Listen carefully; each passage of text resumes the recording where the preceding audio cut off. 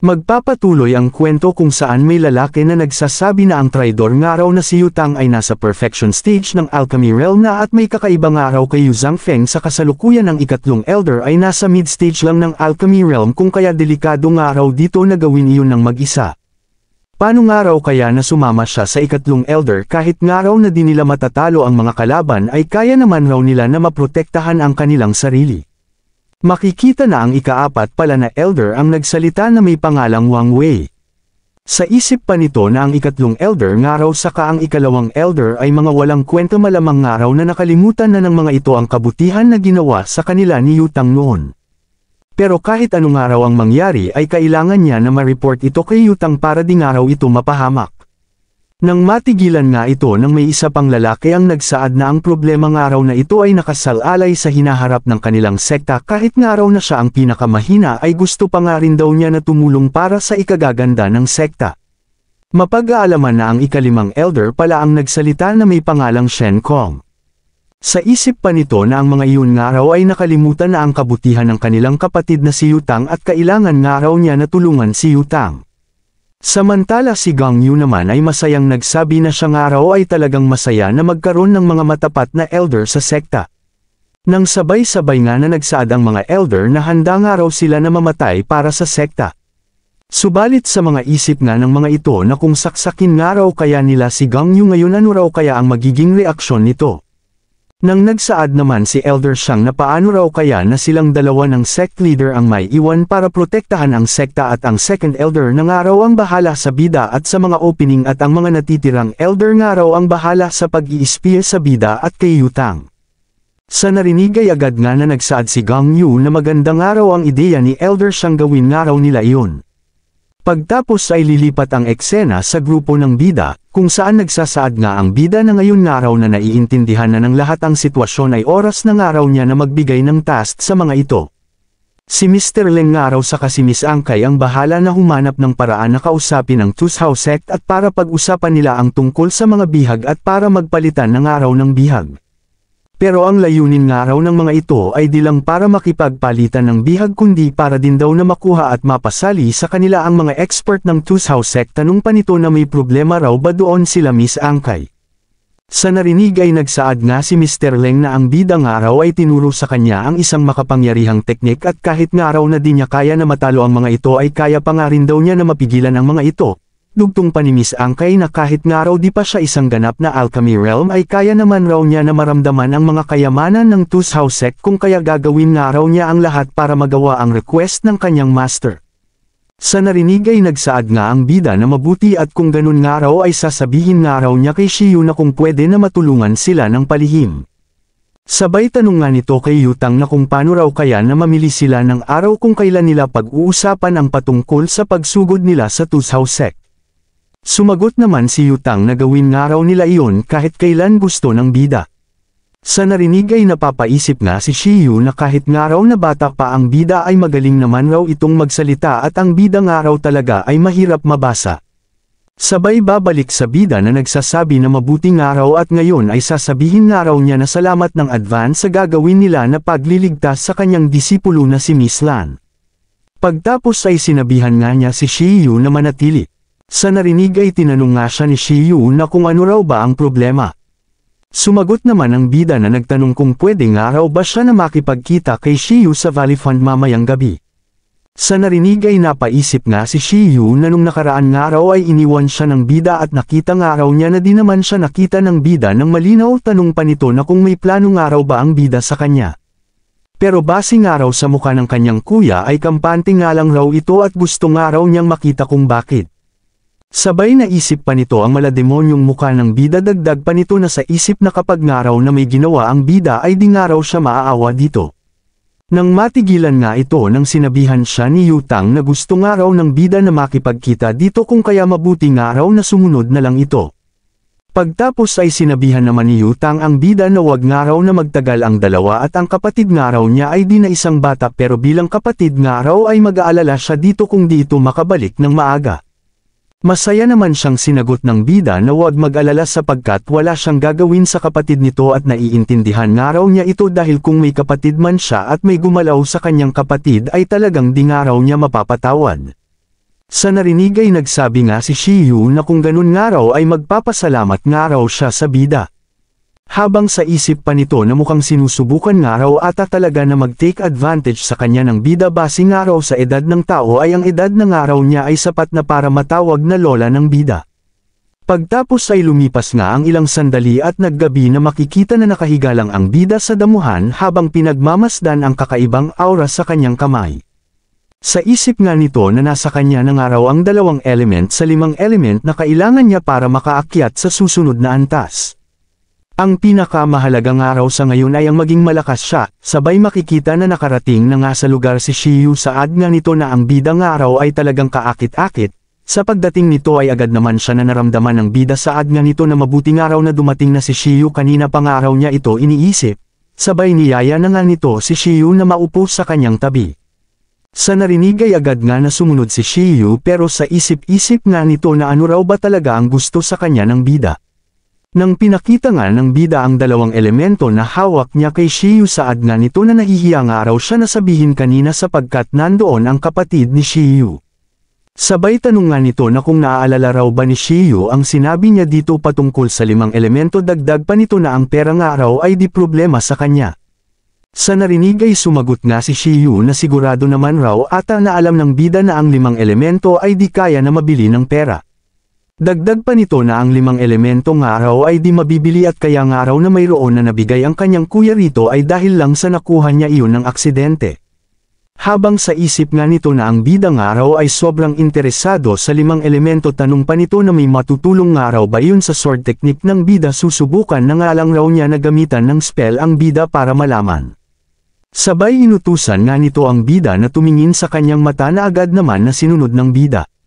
Dahil nga sa pagtingin sa kanya ng bida ay agad na nga nito na ginamit ang kanyang spell at tinanong ang bida kung siya raw ba ay maganda. Sa ginawang spell ni Shiyu ay matagumpay nga na naapektuhan doon ang bida dahilan na nawala ito sa katinuan. Nasasabi na nga lang nito na sobrang ganda raw ni Shiyu. Subalit ang system nga ay nagpakita upang tanggalin ang spell dito ni Shiyu sa ginawa ng system ay tuluyan na nga na bumalik sa katinuan ang bida. Samantala makikita naman si Shiyu na nagtatanong sa bida na kung ano raw ba ang gusto na gawin ng bida sa kanya. Habang sa isip naman ng bida na di nga raw niya inaasahan na gagamitan siya ng spell ni Shiyu at tuluyan na nga raw siya na nahulog sa spell nito kung di lang dahil sa system. Sa kabila ng lahat ay naisip pa nga rin ng bida na magpanggap na sakop pa rin ng spell at nagsabi na gusto nga raw niya na halikan si Shiyu. Sa narinig ay sumagot nga si Shiyu na sabihin nga raw ng bida ang sekreto nito at gagawin niya ang gusto ng bida. Sa narinig ay naisip nga ng bida na kung ganun na gusto raw pala ni Shiyu na malaman ang kanyang sekreto tanong pa nito na kung may alam nga raw ba si Shiyu patungkol sa kanyang system. Di nga raw niya alam kung meron kaya mabuti nga raw na wag niya nasabihin ang tungkol doon. At pag nalaman nga raw niya na may alam ito sa kanyang system ay agad nga raw niya napapatayin ito para di nito masabi sa iba. Sabay bumalik na nga ito sa pagpapanggap at nagsabi na gusto nga raw muna niya ng kiss bago niya sabihin ang kanyang sekreto. Sa narinig ay naisip nga ni Shiyu na lahat nga raw ng lalaki ay parehas lang ang kanyang kuya nga lang raw ang naiiba pues hahayaan nga raw niya na makuha ng bida ang gusto nito mula sa illusion. Sabay saad nga nito na dapat nga raw na sundin ng bida ang sinabi nito. Pero di na nga nakagamit ng illusion si Shiyu sapagkat agad na siya na hinalikan ng bida ng biglaan. Sa ginawa ng bida ay napasabi nga si Shiyu na bakit raw ba ginawa sa kanya ng bida iyon tanong pa nito na tingin nga raw ba ng bida na madali lang siya na maapi. Tanong pa nito sa isip na kung nakawala na raw ba ang bida sa kanyang spell, subalit ang bida naman ay napapaisip na ayaw nga raw niya na aminin ang kanyang ginawa. Pagtapos ay nagsaad nga ito na ano raw ba ang nangyari wala nga raw siya na maalala, sabay lilipat ang eksena sa 3 makapangyarihang nilalang sa langit na patungo sa isang lugar. Sabay nagtanong naman ang ikatlong elder sa ika-4 na elder na kung saan raw ba nito naiisip na magpupunta si Yutang. Sa isip naman ng ika-4 na elder na matagal na nga raw silang walang koneksyon kay Yutang kung kaya ang tanga naman raw ng ikatlong elder na magtanong pa. Dagdag pa nito na kailangan nga raw niya na humanap ng paraan para maiwan ito para makapunta na siya sa bansang para hanapin si Yutang para masabihan niya rin ito kung ano ang balak sa kanya ng Tushaw sect. Sabay sumagot na nga ito sa ikatlong elder na marami nga raw ang tao kung kaya di nga raw niya alam kung saan hahanapin si Yutang. Nang nagmungkahi nga ang ikalimang elder na paano raw kaya nahanapin muna nila ang lugar ni Yutang pagtapos ay maghanap sila ng backup para sabay-sabay na nila nalusubin ang kuta nito. Habang sa isip naman ng ikatlong elder na nagtataka nga raw siya kung paano niya hahanapin si Yutang pero ang dalawang elder nga raw ay binibigyan siya ng magandang tiyansa. Sabay nagsaad nga ito na tama nga raw ang ikalimang elder mabuti nga raw na hanapin muna nila ang teritoryo ni Yutang pagtapos ay gagamit sila ng talisman para tawagan ang iba. Sabay naghiwalay na nga ang tatlo para mas mapabilis nila na mahanap si Yutang. Habang sa isip naman ng ikatlong elder na naloko nga raw niya ang mga ito alam nga raw niya na nasa banzang si Yutang at tutulungan nga raw niya si Yutang para patayin ang mga ito. Dagdag pa nito na sana nga raw ay di siya mahuli ng iba pa. Habang sa isip naman ng ikaapat na elder na ang Tushaw sect nga raw ay di kaya ang kanilang kapatid na si Yutang kung kaya kailangan na nga raw niya na magmadali. Sa isip pa ng ikalimang elder na matalino nga raw ang dalawa niyang kasama pero di nga raw alam ng mga ito na ang kanyang balak ay makipagtulungan kay Yutang dagdag pa nito na kanya nga raw na miss si Yutang sapagkat matagal na niya itong dinakita. Makalipas ang ilang sandali ay nakarating na nga ang mga ito sa banzang sa kanilang pagdating ay natahimik na nga lang ang mga ito. Saad nga ng ikatlong elder na anong klaseng kapalaran nga raw ba?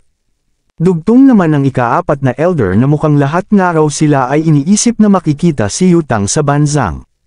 Sa isip pa ng ikatlong elder na malas nga raw na nakita pa niya ang mga iyon doon dagdag pa nito na paano na nga raw ba niya kakausapin si Yutang kung nandoon ang dalawa na iyon.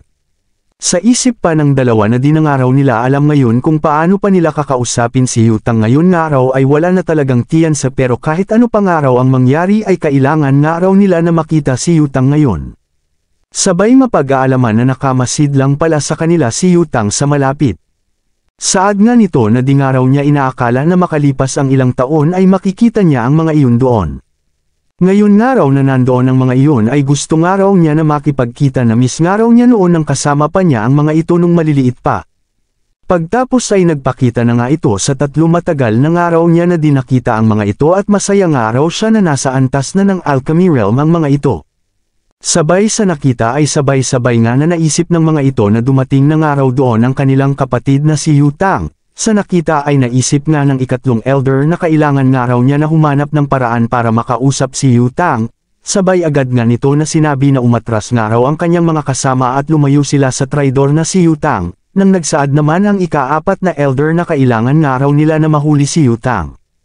Habang sa isip naman nito na di nga raw niya papayagan na magkaroon ng contact si Brother Yutang sa kanyang mga kasama.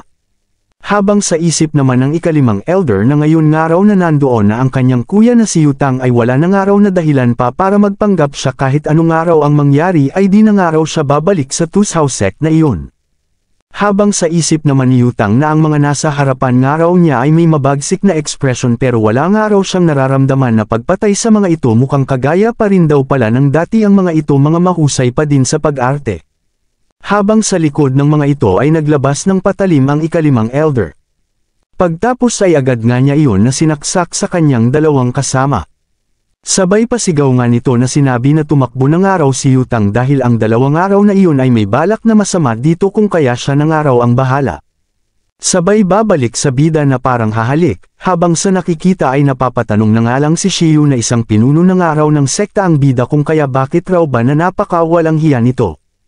Sa narinig ay sumagot nga ang bida na ano raw ba ang sinasabi ni Shiyu di nga raw niya alam ang kanyang mga ginagawa wala nga raw siyang naaalala na kahit ano.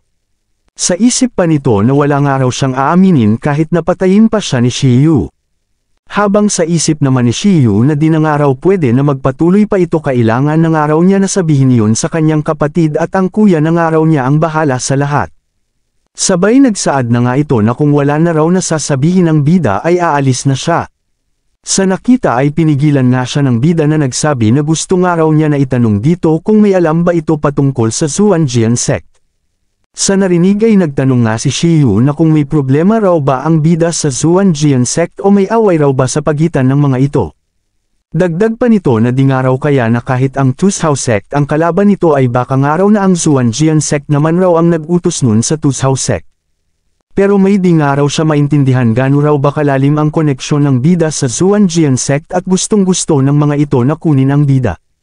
Sinagot naman siya ng bida na kung ganong araw kalalim ay di niya masasabi. Sabay hagis nga nito ng bato sa ilog at nagsabi na ang sasabihin nga lang raw niya kay Shiyu na ang kanyang master ay namatay sa kamay ng Xuanjian sect. Sa isip pa nito na kahit nga raw na di niya talaga alam ang dahilan ng Tushao sect sa kanya ay malakas nga raw ang kutob niya na kagagawan iyon ng Xuanjian sect. At si Yutang nga raw ata ay may palihim na koneksyon sa Xuanjian sect nitong mga nakaraang taon di nga raw pwede na sabihin ni Yutang ang tungkol sa kanya sa Xuanjian sect. Nang matigilan nga ito nang nagsaad si Shiyu na kung ganun ay kanya na nga raw na naiintindihan kung ganun ay handa nga raw siya na sabihin sa bida ang kanyang nalalaman. Makalipas nga raw ang ilang taon na pag-iimbestiga ay nalaman niya na may tatlong nascent soul realm ang Xuanjian sect, ang isa nga raw ay nasa training habang ang isa naman raw ay 50 taon na nawawala at sa ngayon nga raw ay si Elder Wang na lang ang natitira. At kung namatay nga raw ang teacher ng bida sa kagagawa ng Xuanjian sect ay malamang nga raw na si Elder Wang ang may kagagawa noon. Sa narinig ay nagsaad nga ang bida na kanya nga raw na naiintindihan ngayon. Sabay nagsaad nga si Shiyu na humahanga nga raw siya sa bida sapagkat handa itong maghiganti kahit na isang malaking sekta ang kalaban nito, pero nagtataka nga raw siya kung sino ang nagsasabi ng totoo o sino ang bayani. Nang nagsaad naman ang bida na sa gaya nga raw niya ay madali lang siya na makakapatay ng isang kisap mata lang dahil kung wala nga raw siya na kumpiyansa ay bakit natatapak pa siya sa teritoryo ng Xuanjian sect. Sa isip pa nito na kung di nga lang raw sana sa transmission at kung di siya nakakuha ng rebate ay magagawa pa raw sana niya na matulungan si Shiyu na mag-breakthrough ngayong gabi. Habang sa isip naman ni Shiyu na una ay umaarte nga raw ang bida na parang businessman tapos isang manyakis at ngayon bilang isang matalim na espada. Tanong pa nito na sino nga raw ba talaga ang bida habang tumatagal ay mas nagiging mahirap nga raw itong mabasa. Sabay natigilan nga ang mga ito nang dumating si Miss Angkay at binati ang bida. Nang tinanong nga siya ng bida na kung mayroon na raw ba na nangyayari. Sa tanong ay sumagot naman si Miss Angkay na mayroon na nga raw sa katunayan ay may gaganapin nga raw sila na pagkikita sa mga ito 3 araw bago ngayon. At si Mr. Leng nga raw ay nakikipag-usap na sa mga ito tungkol sa pagkikita at sabihin na nga lang raw ng bida kung may iba pa itong kailangan. Sa narinig ay sumagot nga ang bida na may tiwala nga raw siya sa desisyon ni Miss Angkay kung kaya hahayaan na nga lang raw niya ito na gumawa ng desisyon at di na kailangan na itanong pa sa kanya. Sabay nagsabi nga ito na siguro naman raw na narinig na ni Shiyu ang lahat kung kaya sabihin nga raw nito sa kanyang kuya na makipagkita makalipas ang 3 araw at sana nga raw na di ito umabsent sa araw na iyon. Sa narinig ay sumagot naman si Shiyu na kanyang araw na sasabihin sa kanyang kuya ang lahat kung di makakaabala sa kanilang trabaho. Sabay nagpaalam na nga ang mga ito na aalis na, sabay pinigilan nga ng bida si Miss Angkay sa pag-alis. Sa narinig ay tinanong nga siya ni Miss Angkay kung mayroon raw ba na utos sa kanya ang bida. Nang sinabihan naman siya ng bida na malapit na nga raw na makaakyat si Miss Angkay sa antas ng Core Formation Realm. Sumagot naman si Miss Angkay na simula nga raw nang binigay sa kanya ng bida ang Golden Core ay naramdaman na nga raw niya na malapit na siya na umakyat patungo sa Core Formation Realm at oras na nga lang raw ang kailangan para magawa iyon. Pagtapos ay magtatrabaho nga raw siya ng mahusay para sa bida. Sabay ang bida naman ay pinapatayo ito sapagkat di naman raw siya isang masamang pinuno. Sinabi nga raw niya iyon para sana tulungan si Miss Angkay na mag-breakthrough sa Core Formation Realm sa susunod na buwan. Sa isip pa nito na sigurado nga raw na may pills ang Tushao sect para matulungan si Miss Angkay sa cultivation nito, ang kailangan nga raw niya ngayon ay ang mga tapat na disipulo. Nang matigilan nga ito nang nagsabi si Miss Angkay nang naiiyak na di nga raw niya alam kung ano ang ginawa niya para maging mabait sa kanya ang bida, pero siya nga raw si Angkay ay di kakalimutan ang kabutihan ng bida sa kanya. Sa isip pa nito na sinusumpa nga raw niya na siya ay magiging matapat sa sekta at sa bida, nang sinabihan naman siya ng bida na ipagpatuloy lang ang magandang trabaho at sinisigurado niya sa mga ito na tutulungan niya ang bawat isa sa kanila na maging malakas, kahit kailan ay di nga raw siya naging masama sa mga taong loyal sa kanya. Habang paalis na ang bida ay sa isip nga ni Miss Angkay na napakabait nga raw sa kanya ng kanyang master. Tanong pa nito na di naman raw siguro kaya na may gusto sa kanya ang bida. Pero may malaking distansya nga raw sa pagitan nila, isang sect leader nga raw ang bida habang isa lang siya na disipulo di nga raw siya bagay sa bida. Pero kahit nga raw ano pa ang mangyari ay patuloy pa rin siya na susunod sa bida. Sabay babalik kay Yutang at sa mga elders na kausap nito. Habang nagsaad naman ang ikatlong elder na alam ng araw niya na di mapagkakatiwalaan ang ikalimang elder, sabay utos nga nito kay Yutang na tumakbo at siya na raw ang bahala sa ikalimang elder. Dugtong pa ng ikaapat na elder na isang ship nga raw ang ikalimang elder kung kaya mag-ingat nga raw si Yutang.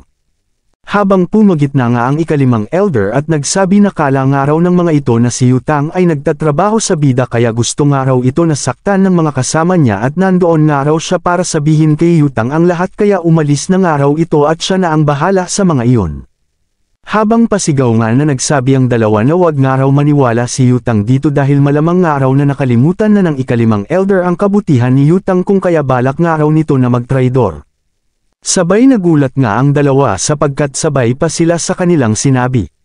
Sa kabilang banda ay ganun nga rin ang dalawa na di makapagsalita sapagkat pareho lang pala sila ng nararamdaman. Sa isip naman ni Yutang ay ito nga ay masaya na matapat sa kanya ang mga ito at di pa rin nakalimutan ang kanyang tinuro sa mga ito. Sabay nagsabi nga ito na wala pa nga rin daw na pinagbago ang mga ito gaya pa rin ng dati. Habang ang tatlo naman ay nag-uusap na kung ganun raw pala ay pareho lang sila ng layunin at tumakas lang sila sa Tusaw Sect para makipagtulungan kay Yutang at para sabihan ito. Nang matigilan ang mga ito nang nagsaad si Yutang na siya nga raw ay masaya na may ganung layunin ang mga ito. Nang nagsaad naman ang ikalimang elder na may masama nga raw na balak ang Tusaw Sect at sila nga raw ay wala na nabalak pa na bumalik sa sama na nga raw sila kay Yutang.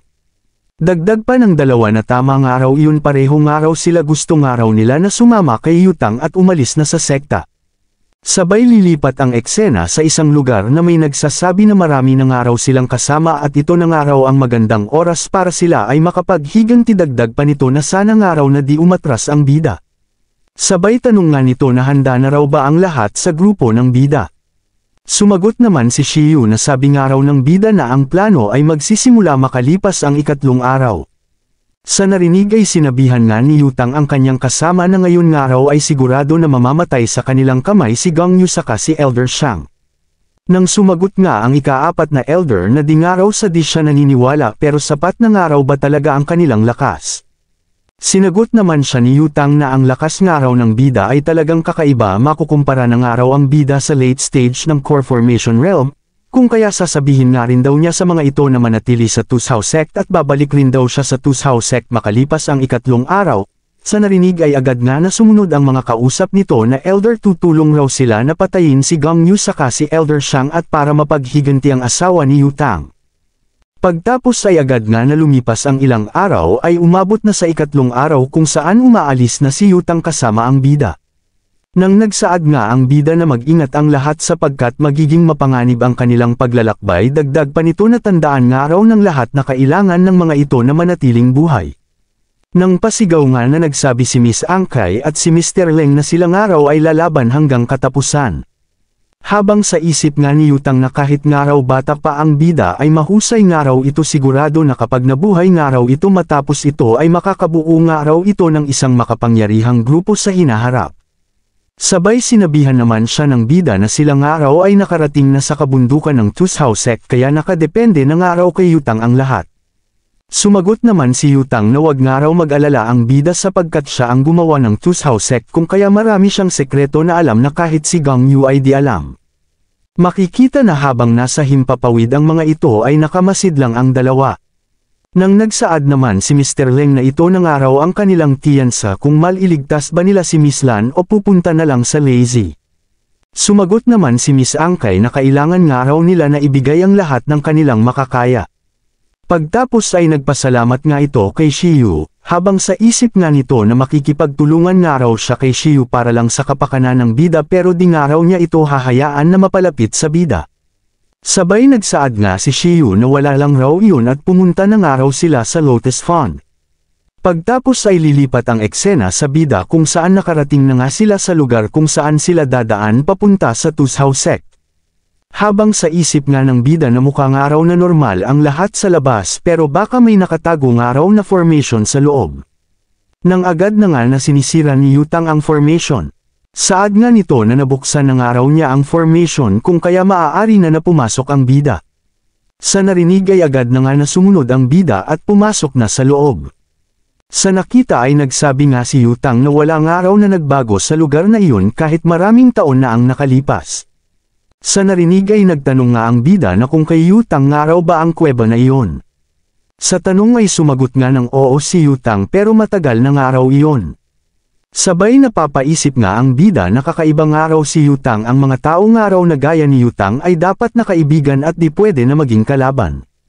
Nang lumapit na nga si Yutang sa malaking formation na nasa harap nito. Nang nagsaad nga si Yutang na kailangan nga raw na sumunod sa kanya ng bida at siya na ang bahala na magdala dito sa secret passage.